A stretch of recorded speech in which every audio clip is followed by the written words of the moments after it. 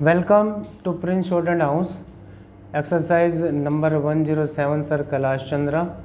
100 words a minute, total 1000 words. Be ready? Start.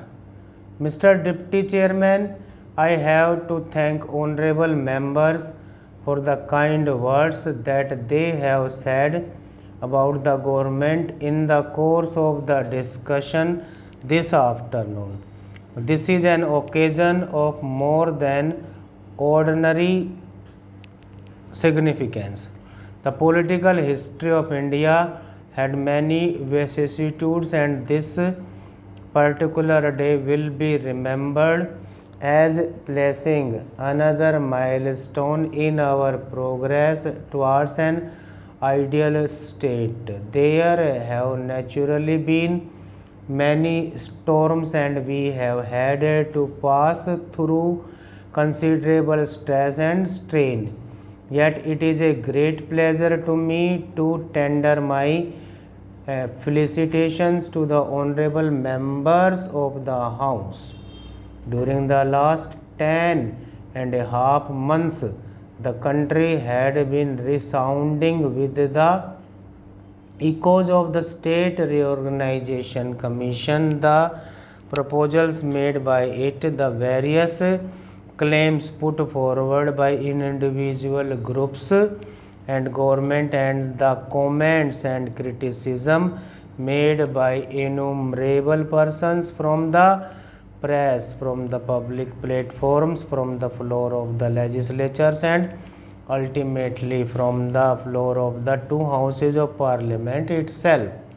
It is a matter of gratification, I would submit, almost one of unique character, and that in spite of all the vicissitudes through which this bill had to pass, ultimately the form which it has assumed and which represents the fruits of the collective wisdom of the two houses of parliament has the support, almost the unanimous support of both the houses. I would like honorable members just to place before themselves the picture of the new map of India.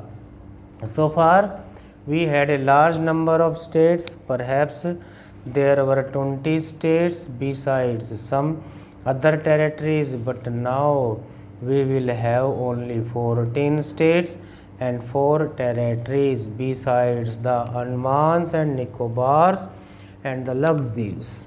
The citizens of this country will be living in the states, and only less than 2% or just near about 1% will be living in the centrally administered areas. It is worth considering now whether we have not really succeeded in evolving a scheme of which we all can well be proud. If honorable members will consider the case of each individual state, they will find that almost unanimity had been reached, except in the case of Ahmedabad in Gujarat.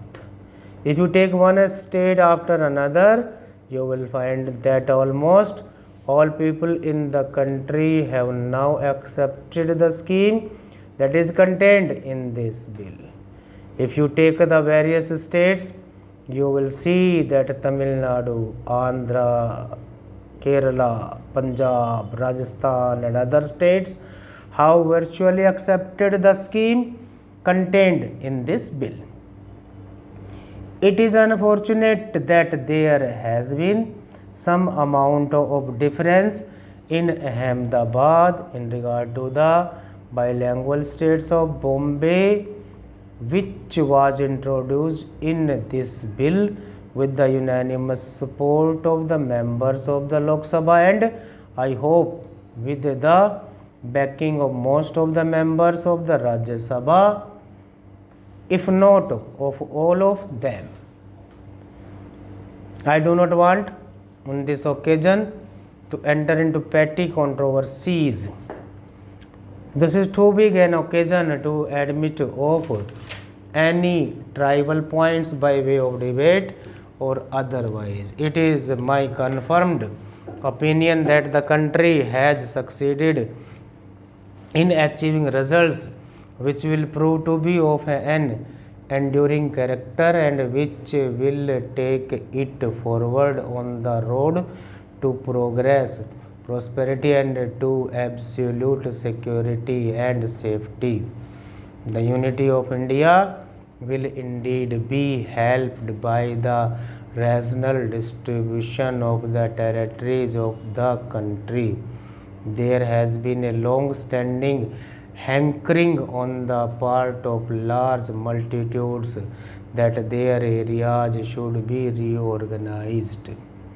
It was but proper that the government should have appointed a States Reorganization Commission to deal with that matter. The commission worked very hard and made their recommendations. We are obliged to the commission for the thought that they bestowed on the ticklish and knotty problem. Well, there were certain matters to which the government had to give further consideration, though they had always been anxious to translate into concrete form what emanated from the commission. Whatever changes have been made have been, I believe, for the better, and they have made the entire scheme more acceptable. The bill that was placed before the House was certainly placed with the approval of and at the instance of the Cabinet. All that was done in the regular way. I do not want to go into details, nor do I consider it necessary to make any retort about what might have been said, because, as I said, this is too solemn an occasion for such an operation. I may also observe that we have no fault to find with anybody. Everyone, whether individuals or those who had an opportunity of working together, tried his utmost, tried to the maximum extent he could to achieve what he thought to be in the best interest of the country. Well, some things had not been as perfect as one would have liked them to be. We tried to improve them to the extent we could, and we respected public opinion and we were guided by it.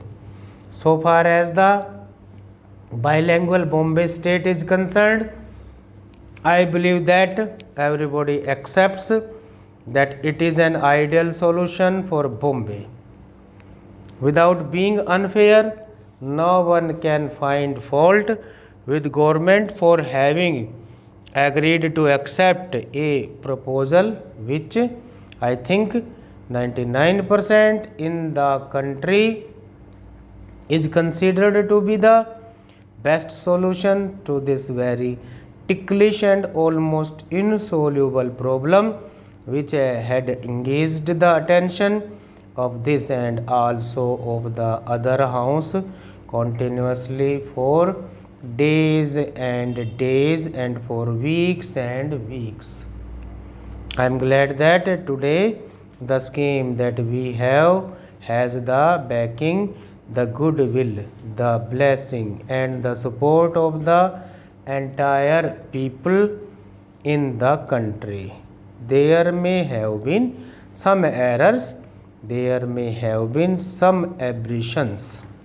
Well, that is unavoidable in human affairs, but after all, man learns by mistakes and wisdom is ultimately the result of the lessons learnt from a series of mistakes that are committed. Stop.